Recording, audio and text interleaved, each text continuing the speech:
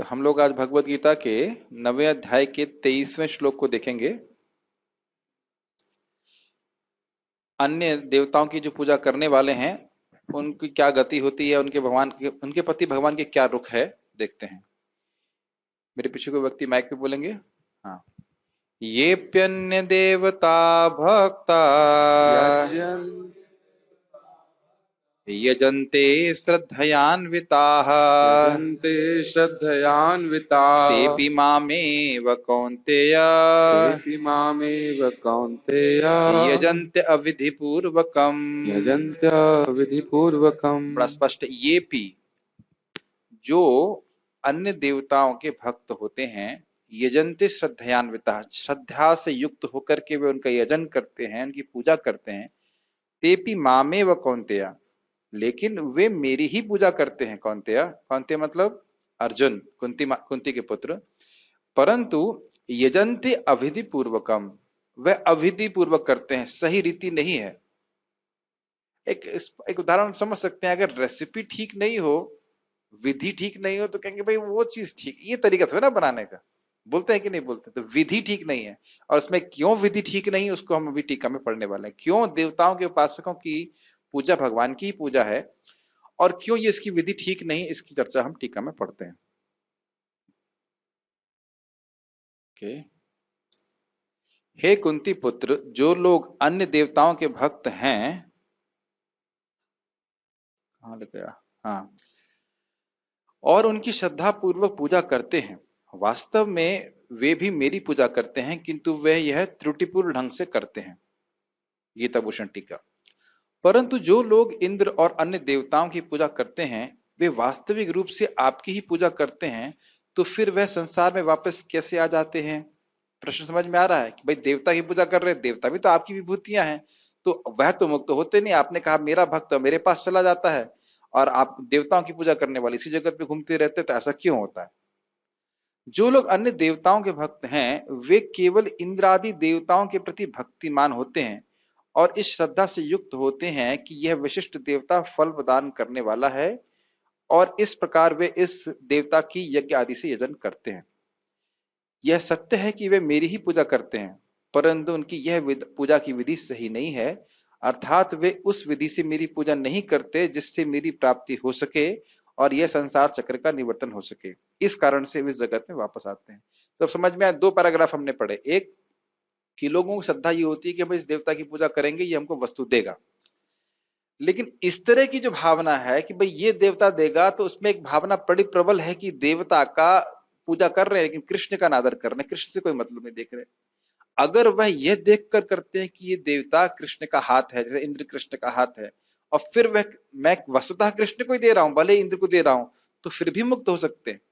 लेकिन अगर वह ये देख रहे हैं कि हाथ अलग है, मतलब इंद्र की सत्ता कृष्ण की सत्ता पर निर्भर नहीं करती, तब वह मुक्त नहीं होंगे, बार बार इस जगत में आते रहेंगे।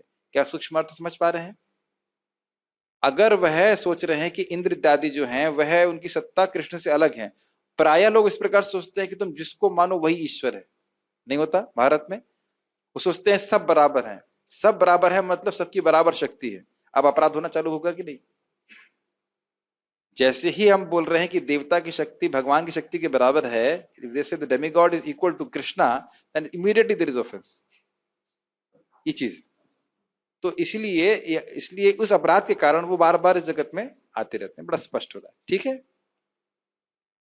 तात्पर्य, श्री कृष्ण का कथन है, जो लोग अन्य देवताओं की पूजा में लगे होते हैं वे अधिक बुद्धिमान नहीं होते।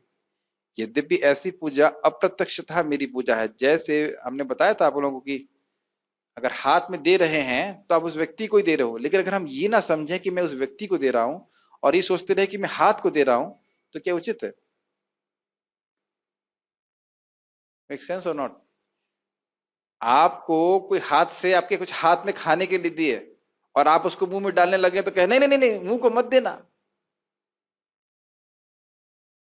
वैसे एक इस पे छोटी सी कहानी है, बहुत अच्छी कहानी है, रियली आपने कभी नहीं सुनी होगी, और बहुत सुंदर कहानी।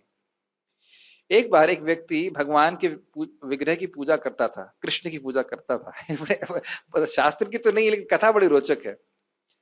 तो कुछ उसको फल नहीं प्राप्त हुआ, कुछ फल प्राप्त नहीं हुआ, कुछ नहीं हुआ, बहुत समय हो गया पूजा करते करते। तो कहता अरे भाई कृष्ण की पूजा करके तो कुछ हो नहीं रहा है, अब मैं ऐसा करता हूँ दुर्गा जी की पूजा करता हूँ। तो कृष्ण जी का मान लीजिए विग्रह ये है सामने, तो दुर्गा जी के सामने रख दिया और दुर्गा जी को अगरबत्ती दिखाने लगा। तो जब दुर्गा जी को अगरबत्ती दिखाने लगा तो हवा से जो धुआं था वो भगवान की तरफ आने लगा। तो उसे बड़ा गुस्सा आया, कहता इसकी पूजा करी तो उसे कुछ दिया नहीं, अब धुआं इसके पास क्यों जाएगा। तो उसने जैसे कुछ हवा करने का प्रयास किया कि धुआं कृष्ण के पास ना जाए, तो कृष्ण प्रकट हो गए। तो उसने कहा अरे इतने समय तक तो मैं आपके पास पूजा आपकी पूजा करता रहा, तब तो आप कुछ प्रकट नहीं हुए, अब आप मेरे सामने प्रकट हुए हो जब मैं आपकी पूजा छोड़कर दुर्गा जी की पूजा कर रहा हूं।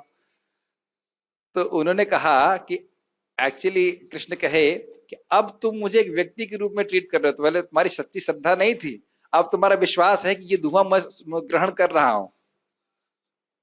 समझ में आया?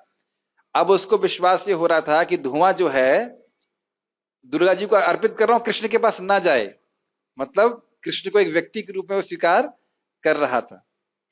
तो ये खैर ये थोड़ा सा विनोद वाली बात थी, लेकिन पॉइंट ये है कि भगवान वस्तुतः अपनी सेवा को स्वीकार करते हैं और उसके बाद उसको देते हैं। देखिए भगवान को देना कितना बड़ा लाभकारी है, लोग समझते नहीं है। केवल जल देने मात्र से कौशिक जी ने जल दिया भगवान को, तो अगले वो इंद्र बने थे।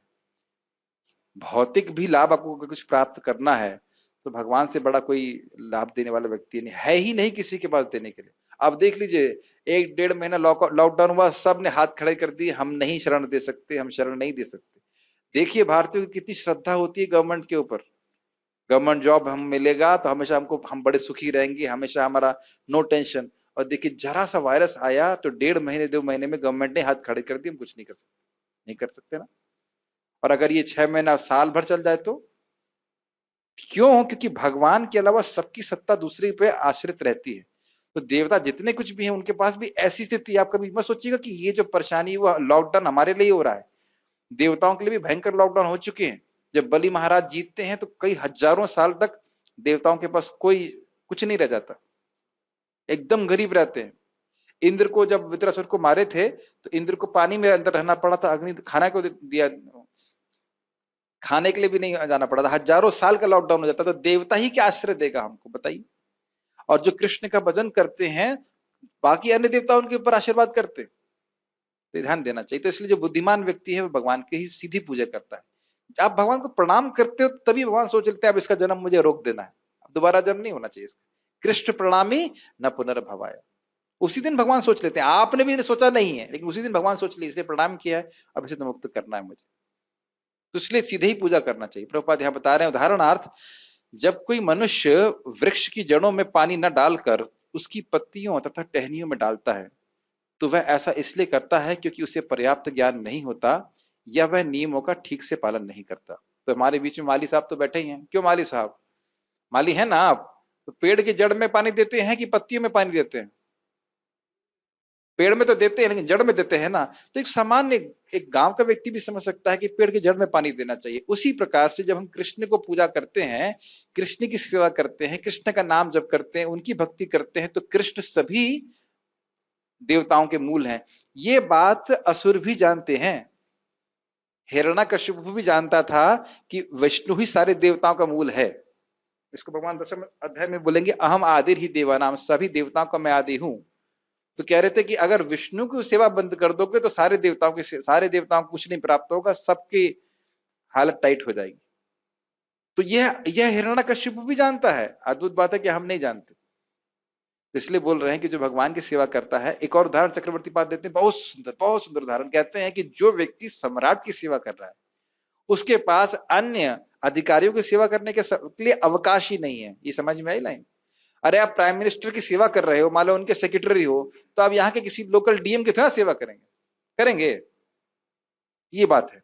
इसका मतलब नहीं कि आप डीएम का अनादर कर रहे हैं, लेकिन आपके पास समय ही नहीं है, प्राइम मिनिस्टर की सेवा में पूरी तरह से व्यस्त है। तो देवताओं का अनादर नहीं करते लेकिन पूजा भगवान कृष्ण की करनी। इसी प्रकार शरीर के विभिन्न अंगों की सेवा करने का अर्थ है अमाशय में भोजन की पूर्ति करना। यह उदाहरण तो आप सभी लोग जानते हो, पेट में खाना देते हैं, सारे अंगों को पहुंच जाता है, बाल तक को भी पहुंच जाता है, जिस अंग के बारे में आप सोचते भी नहीं है उस अंग को भी पहुंच जाता है। पेट केवल अपने पास नहीं रखता है, सबको दे देता है, इजी है। इसी तरह विभिन्न देवता भगवान की सरकार के विभिन्न अधिकारी तथा निर्देशक हैं। मनुष्य को अधिकारियों या निर्देशकों द्वारा नहीं, अपितु सरकार द्वारा निर्मित नियमों का पालन करना होता है। इसी प्रकार हर एक को परमेश्वर की ही पूजा करनी होती है। इससे भगवान के सारे अधिकारी तथा निर्देशक स्वतः प्रसन्न होंगे। ये बहुत सुंदर बात है। सारे देवता प्रसन्न हो जाएं और कृष्ण नहीं प्रसन्न हो तो कुछ भी प्राप्त नहीं होगा। अगर कृष्ण प्रसन्न हो जाएं और अन्य देवता संतुष्ट न भी हों तो भी भक्त कुछ नहीं कर सकते। ध्यान रख, भले बात तो अहित करते ही नहीं है, वो बड़ा जैसे कि आप देखिए, मैंने आपको याद है, मैंने भागवतम क्लास में समझाया था कि भरत महाराज की रक्षा किसने किया था? माता काली ने करी थी। और वहां क्या बोल रहे हैं सुखदेव गोस्वामी कि जो भगवान के शरणागत भक्त होते हैं भगवान उनकी रक्षा करते हैं। तो आप प्रश्न कर सकते हो, अरे भगवान ने तो रक्षा नहीं करी, किसने करी रक्षा? माता काली ने। तो किसने प्रेरणा दिया? याद आ रहा है?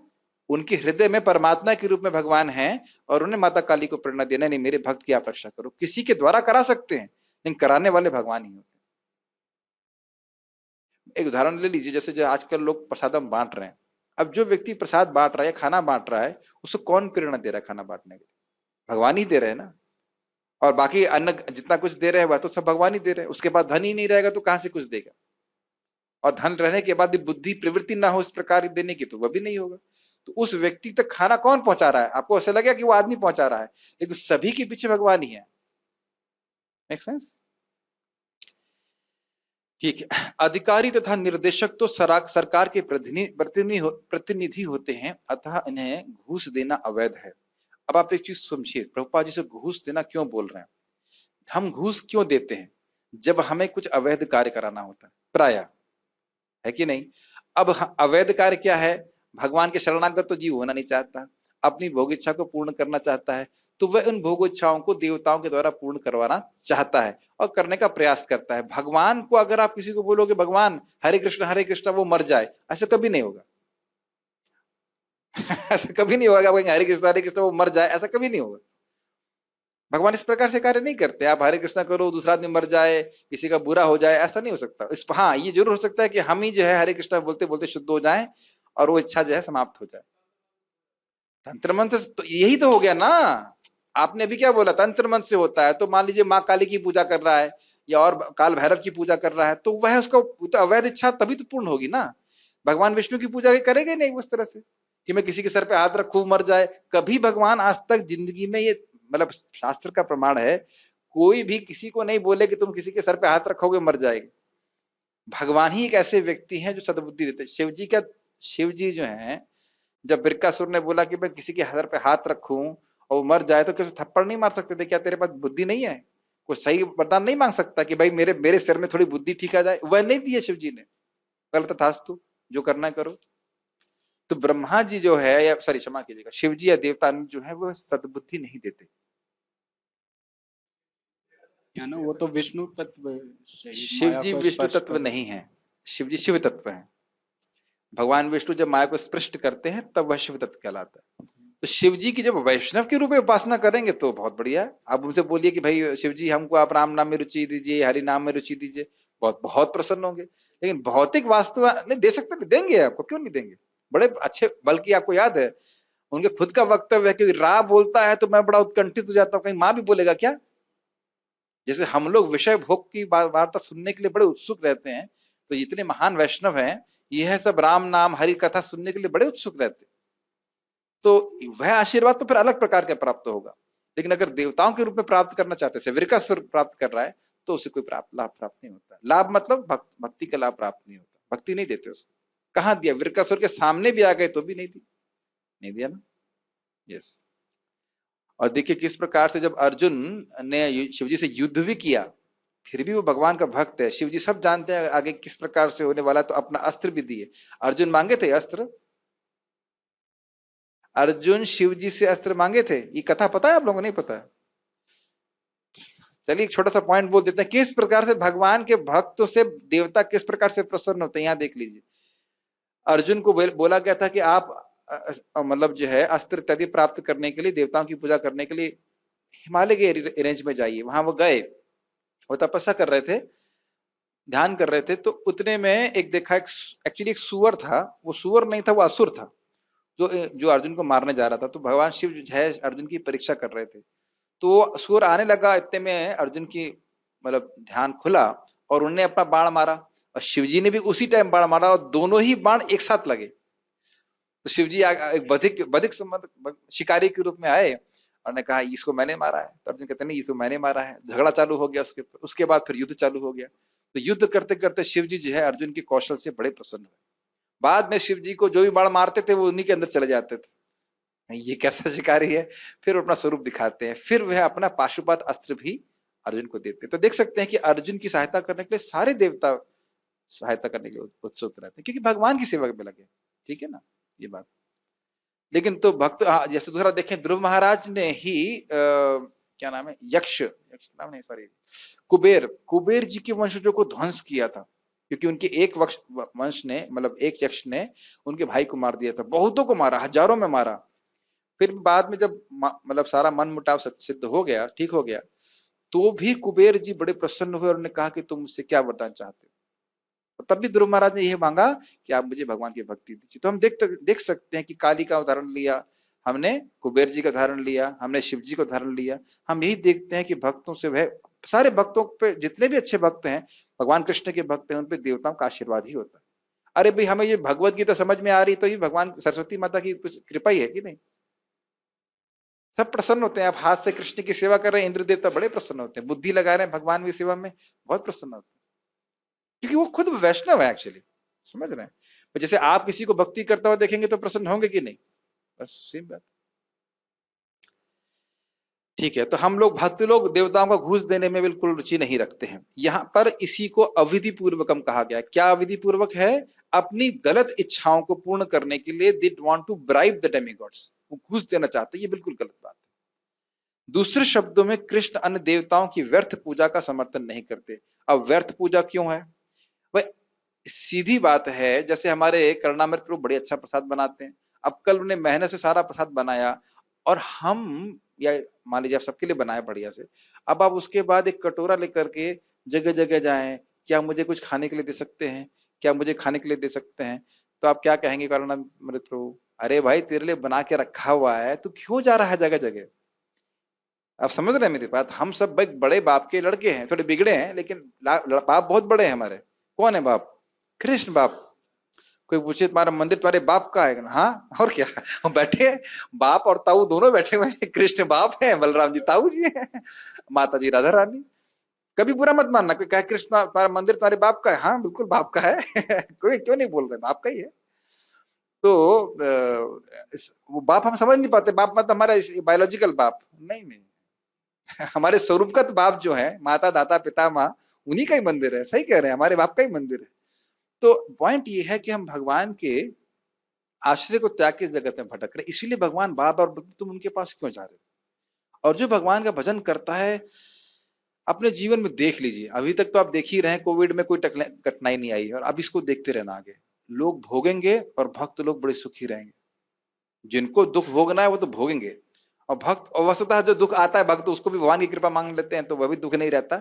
लेकिन भक्त हमेशा व्यवस्था बना के चलते हैं। अपना भजन आप कर रहे हो, 16 माला जप कर रहे हो, 4 नियम का पालन कर रहे हो, भगवान को प्रसन्न करने वाले कार्य कर रहे हो, भगवान के पास अनंत शक्ति है भक्तों की रक्षा करने के लिए। हमारे पास दिमाग नहीं करने का, लेकिन भगवान के पास बहुत बड़ा दिमाग। हमेशा भगवान कृतज्ञ रहते हैं जो सेवा करते हैं। हमारे पास सही में बिल्कुल दिमाग नहीं कि हम अपनी रक्षा कैसे कर सकते हैं, कुछ भी नहीं। तो इस प्रकार से भगवान स्वीकार करते हैं। कोई प्रश्न यहाँ तक, इन हम तो श्लोक में जाएंगे। ठीक।